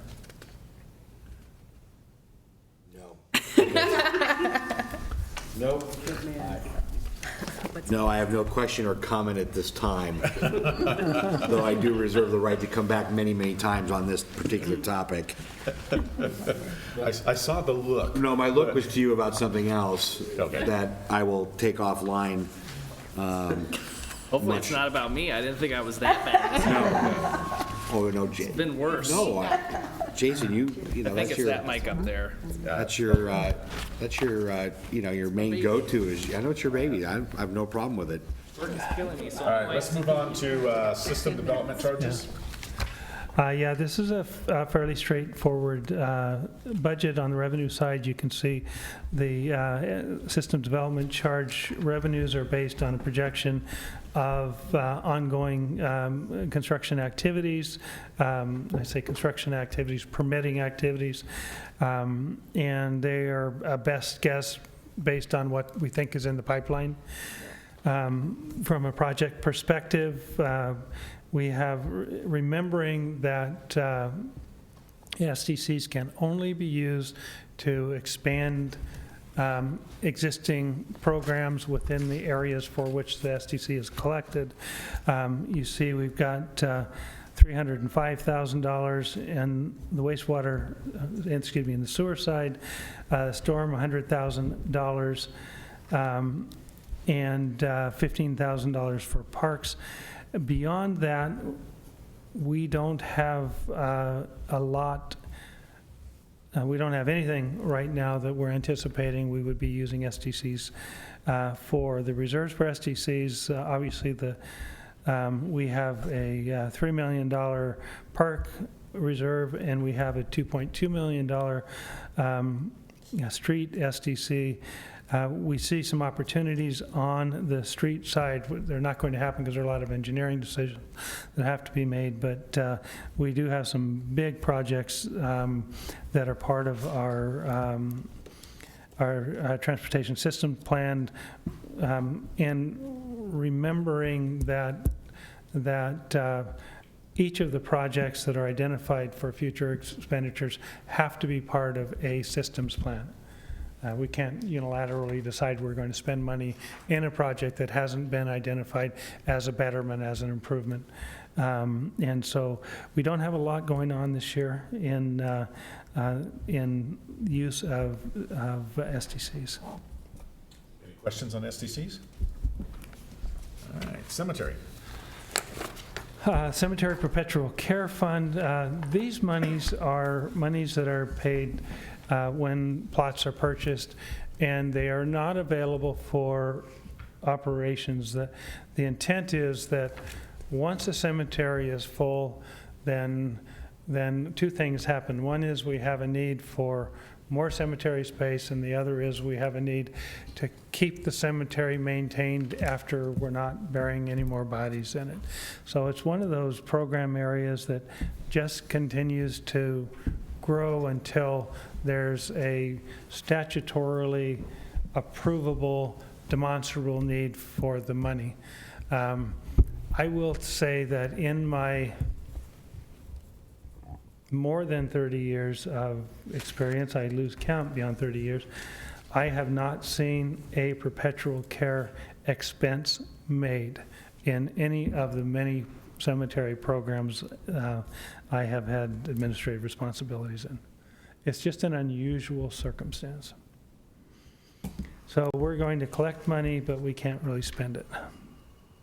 Question. Yeah. Why are we earning 1% and PERS is earning 7%? Because our investment, our allowable investments are different than PERS allowable investments. We're not allowed or permitted statutorily to take risks.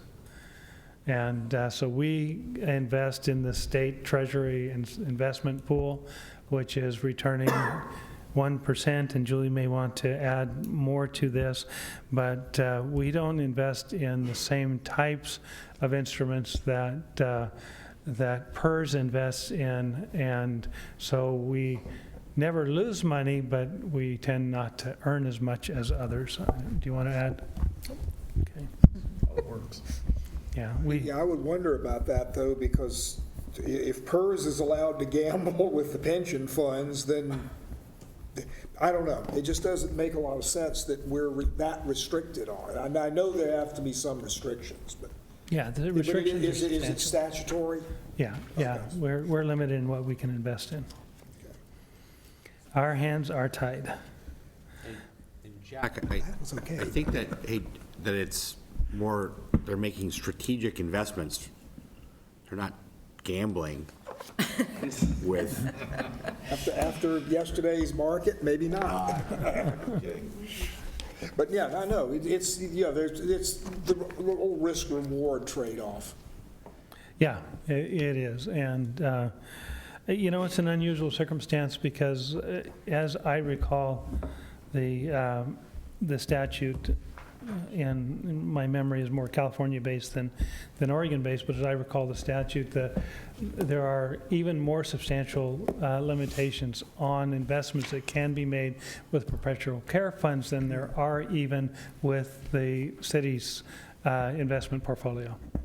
Is the idea of this is that ultimately when we have sold the last lot, or we have determined that people are now all being cremated or whatever, that is when this comes back and earnings off of this are supposed to pay for maintenance? It's supposed to pay for the ongoing care.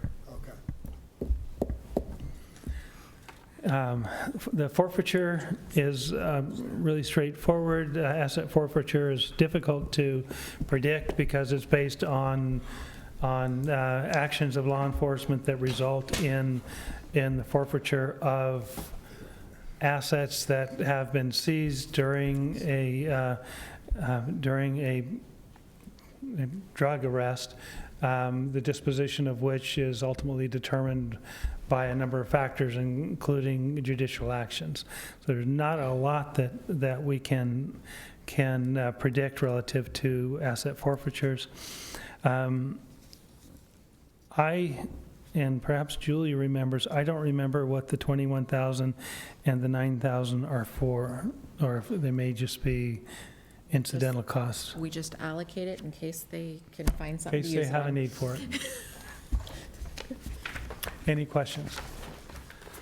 That's a pretty straightforward one. Our facilities budget is, let's see where we are now. Our facilities budget is the budget through which we manage and maintain our city buildings. The facilities do not include streets and things that are not facilities, I should say.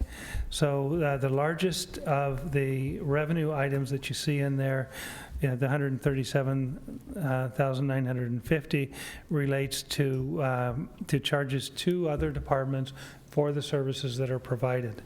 The personnel services is for a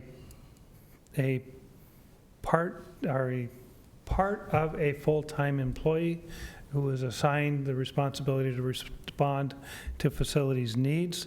And this actually is one of those areas in our Public Works program. Facilities is a function of Public Works, that we have reallocated staff from other areas to support facilities and from facilities to support other areas in an effort to contain overall costs.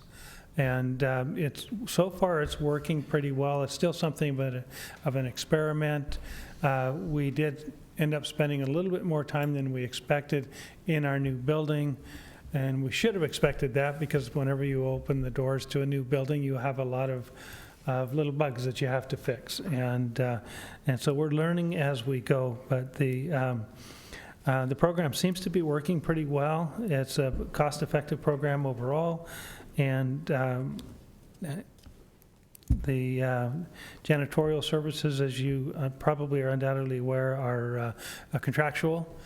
We have used the same custodian for a number of years, previously serving each of a number of individual buildings. That's rolled up into a nice tight contract with this building that used to be served by 3 separate facilities. So it's working pretty well overall. Jim does a great job for us under contract, and we're really pleased with with the work that he's done. Under the capital expenditure, you'll see a $15,000 charge, and that is for the replacement of a heat pump at the city shops, at the city Public Works Department. We don't know if that's going to happen. That only represents half of the expected cost. The other half would be Canby Utility, because we share the facility with them.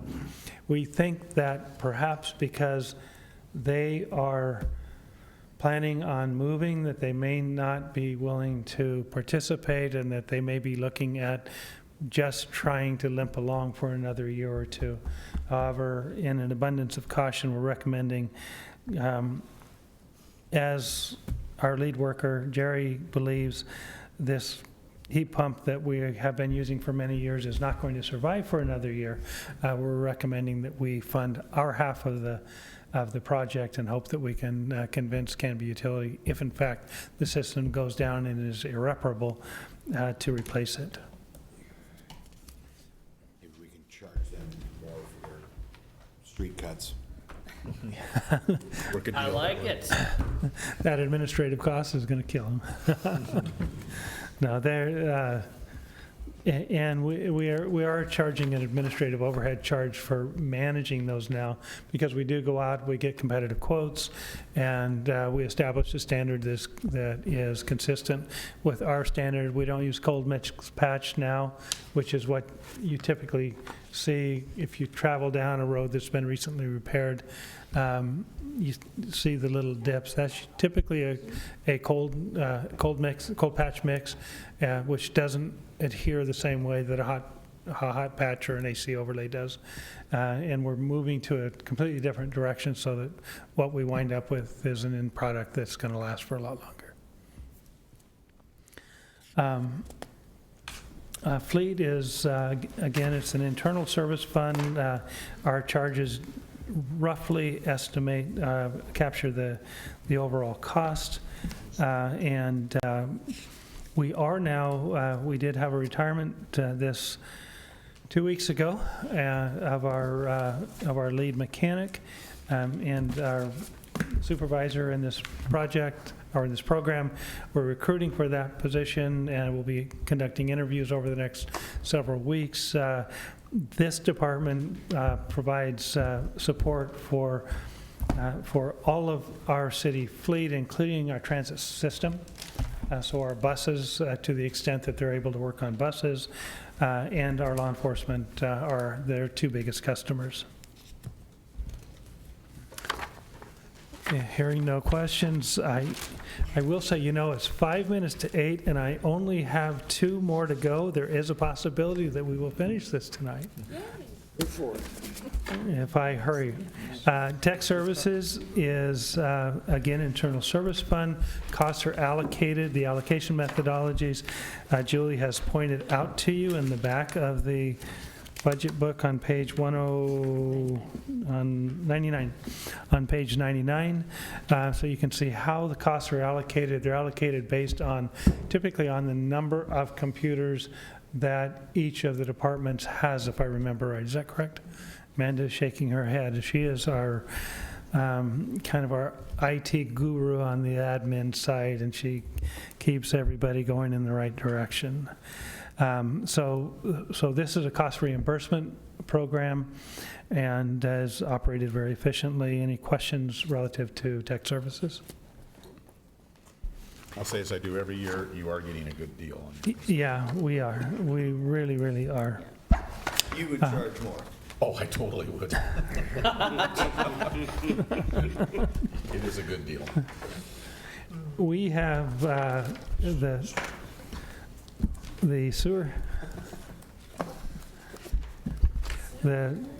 sewer combined fund has 2 aspects or 2 components to it.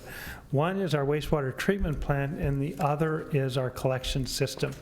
Our sewer collection system is administered and managed through our Public Works Department. Our wastewater treatment plant is a Public Works function, has a separate lead worker, and reports directly to the city administrator.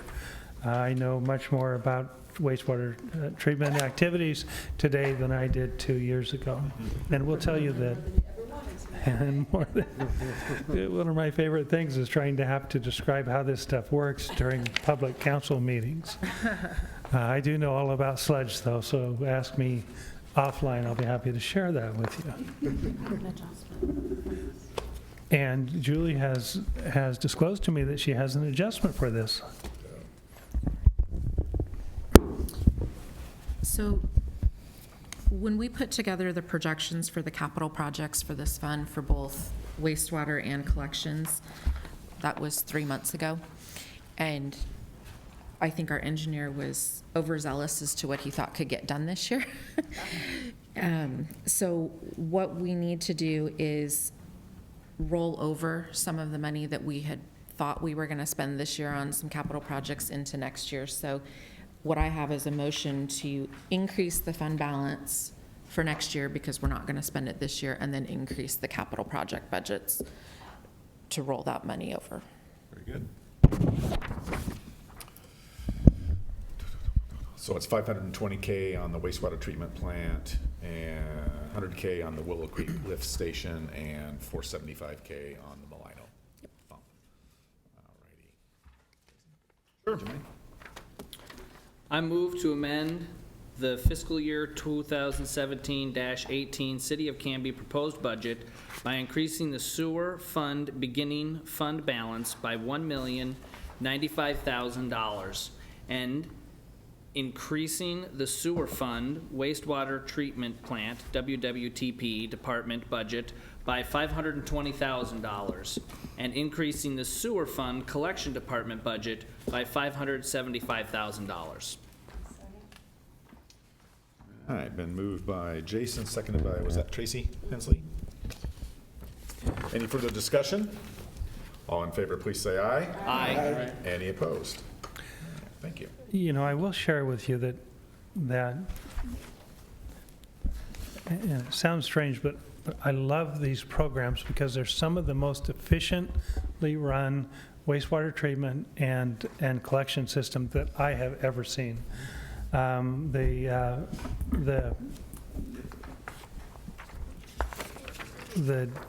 attention to detail that our wastewater treatment folks show to the projects that they undertake is nothing short of extraordinary. We saved, I think, in the neighborhood of $1 million over the last 2 years because of some efficiencies that they put in place. And as you know, we have historically received a lot of complaints about odor. And I would say that you probably receive very few complaints any longer.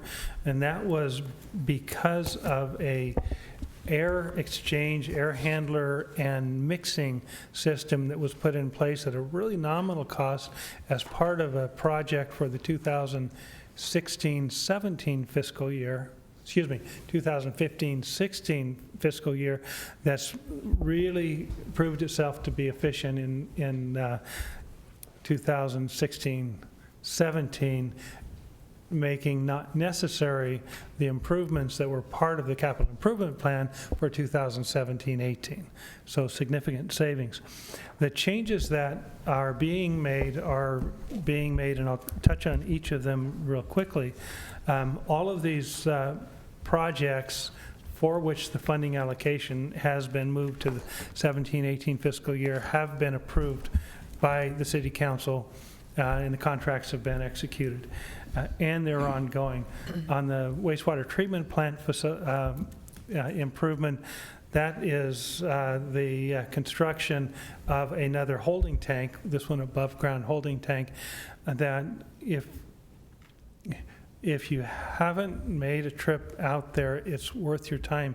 Just seeing the engineering that's going into this and the work that's gone in, I'm kind of an engineering nerd because I just love to see what we can accomplish technically, technologically, that people don't just don't think about, and some of the efficiencies that have occurred. So the movement of funds is just to complete a project that is initiated in the 2016-17 fiscal year that won't be completed till next fiscal year. The other are actually 3 project areas, and I'm really excited about these. We have 2 pump stations that are being replaced. You approved them about 6 weeks ago, as I recall. One is the Willow Creek Pump Station.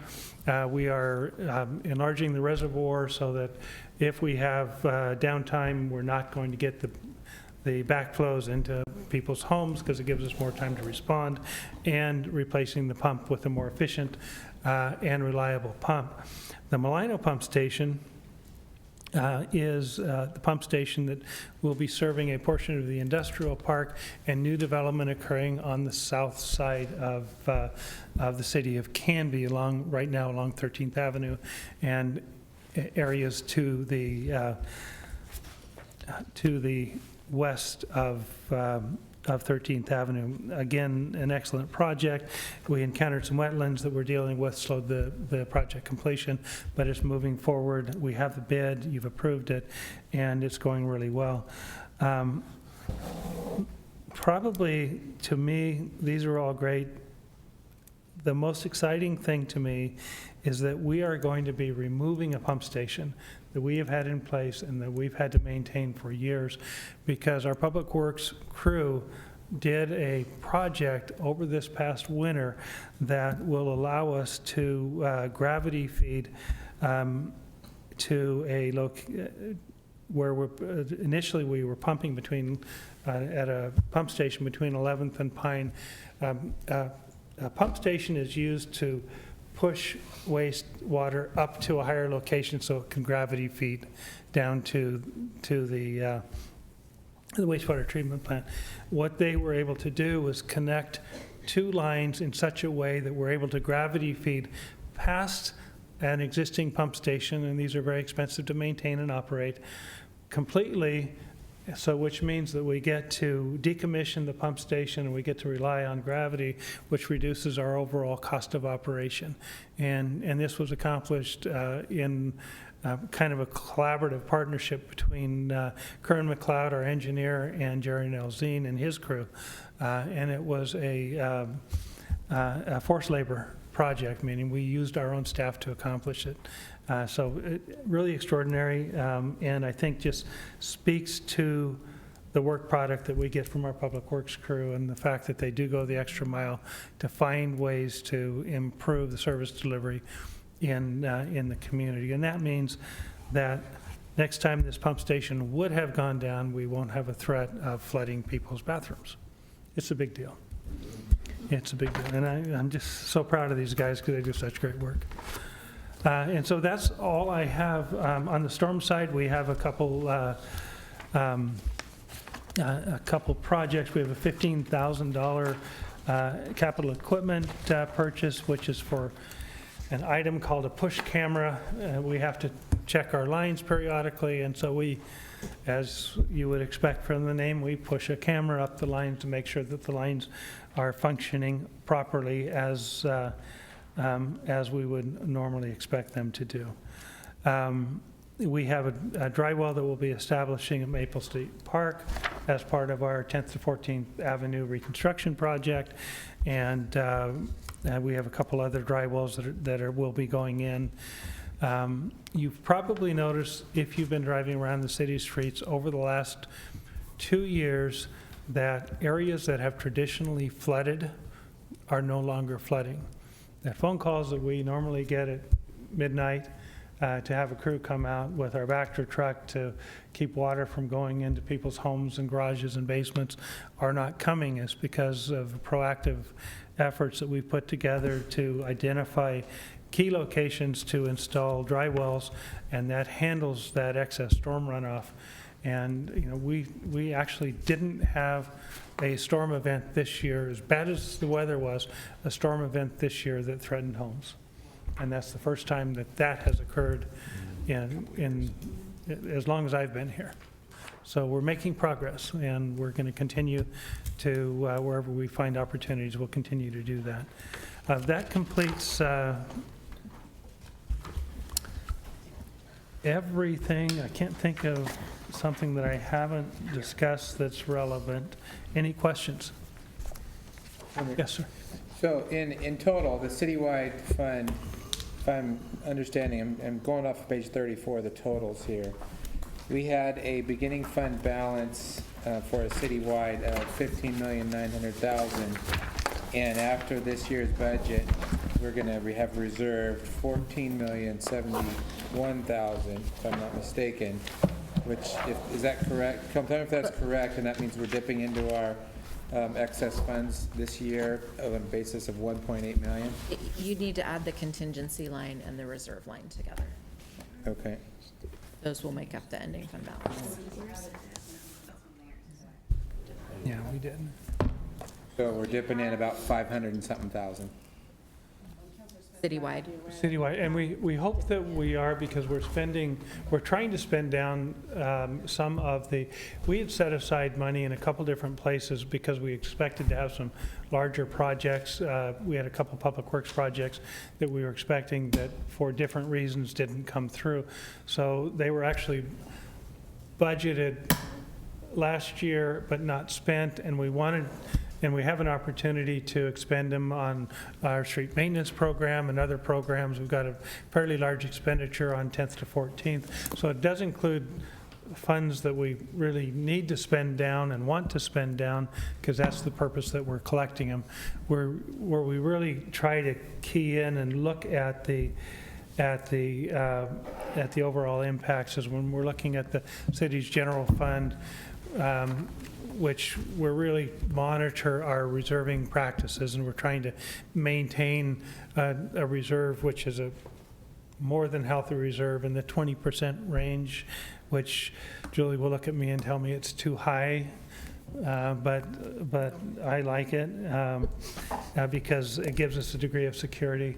We have gone down in our library contingency in our library, and that was after considerable discussion and a determination that we think that we can manage through this and end the year at or better than the number that we have. And our goal is to develop a budget in our library that's a sustainable budget and allows us to fund adequate staff to be able to maintain the expanded hours that are proving so beneficial to the community. It's kind of a balancing act. There are some funds that we really want to spend because we've collected them for a specific purpose, and we identify projects that are viable projects, that are appropriate for the expenditure, and we want to put the funds to productive use.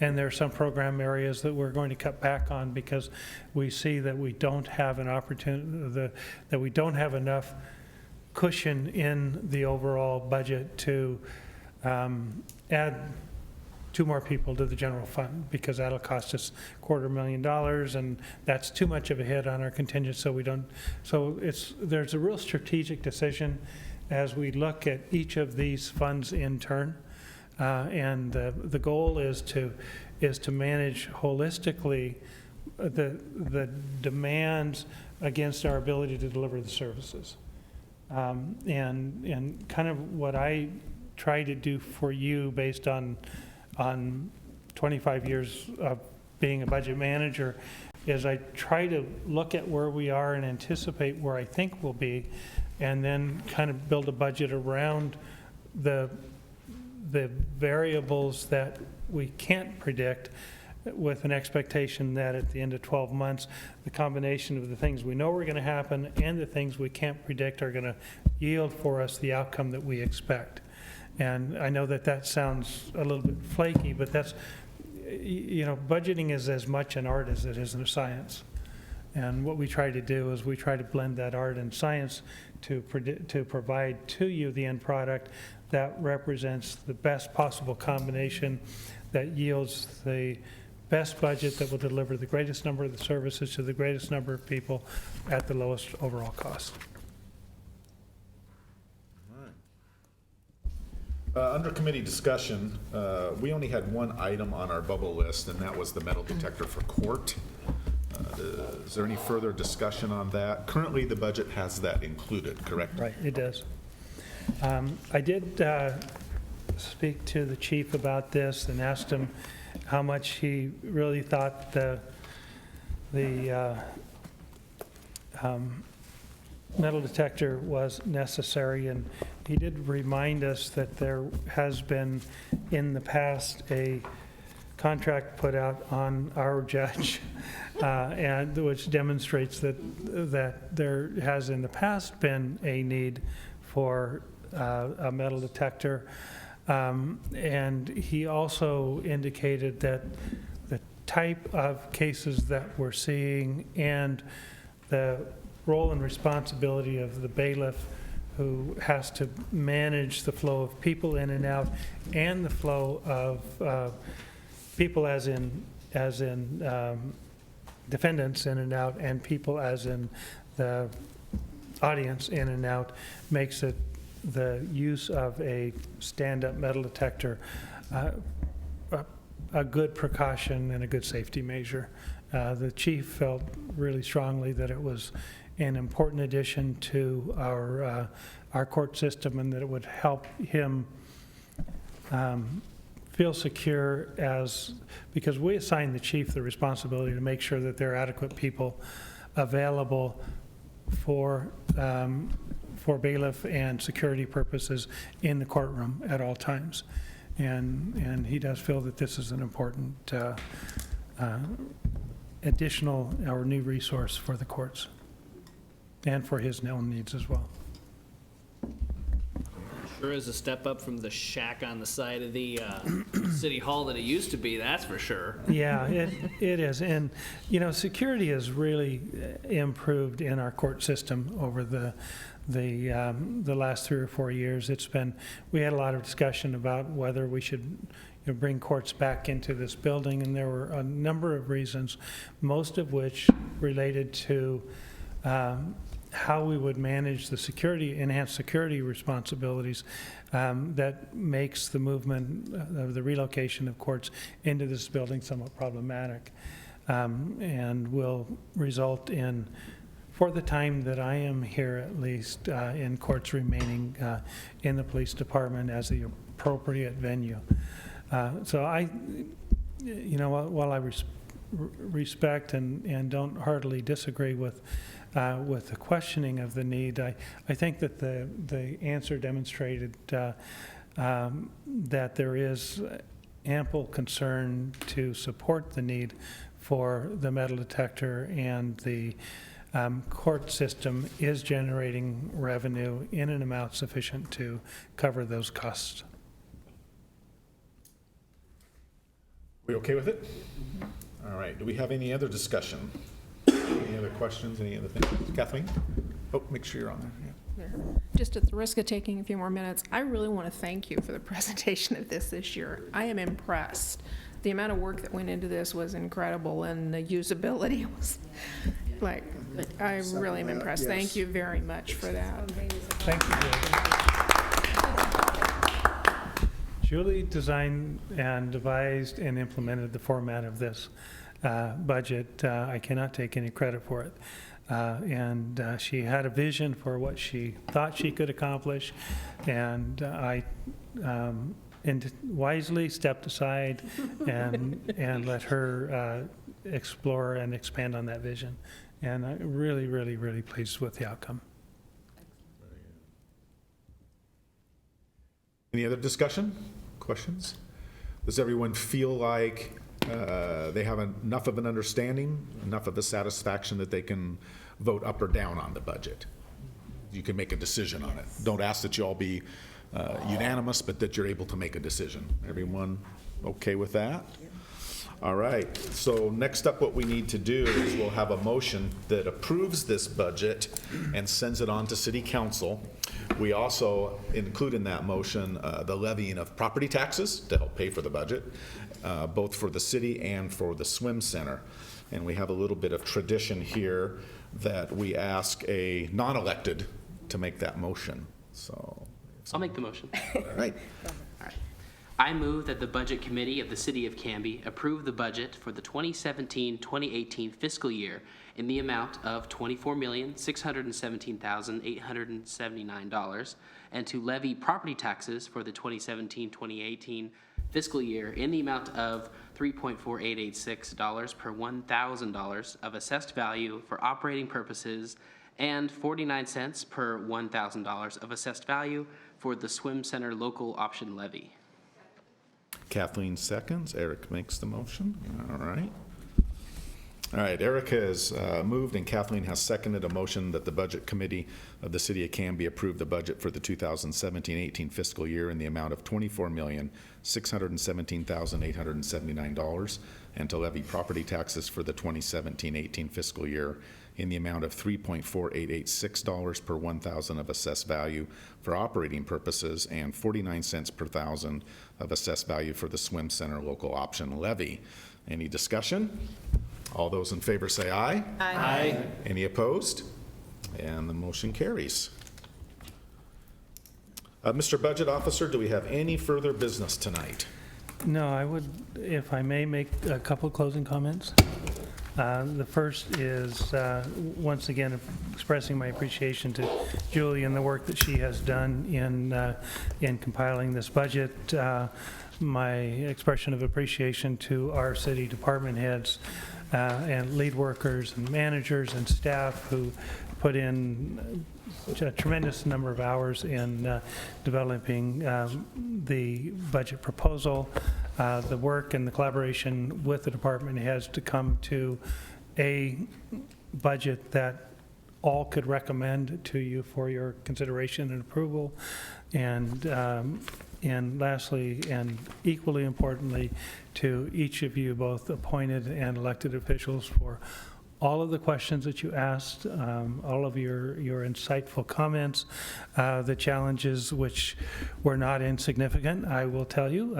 You made our jobs very interesting over the last couple of weeks. But also resulted, I think, in a budget that hopefully you all feel comfortable and confident in approving. So I do want to express my appreciation to the 13 of you for devoting your time. I know that it is a significant contribution, and from my perspective, time well spent, and hopefully we will build on what we've developed this year and make it even better next year. And likewise, my thanks to the committee, especially the non-electeds. Thank you so much, Bob and Eric and Jack and Kathleen. It's a lot to ask. It's a lot to absorb, and thanks for spending the hours with us. We really appreciate it. And Jason. And especially Jason. Don't worry about it. I'm just glad we got this over so I don't have to call in from Dallas next week. Thank you, Rick and Julie. Thank you. Yes, thank you. It's been a good process. With that, we need a motion to adjourn. So moved. Seconded. All right, it's been moved by Tracy Hensley, seconded by Jason to adjourn. It is non-debatable. All those in favor say aye. Aye. Anybody opposed? Aye. Or no. In honor of Jason. All right, the City of Canby Budget Committee is adjourned for the 2017-18 fiscal year. Thank you very much.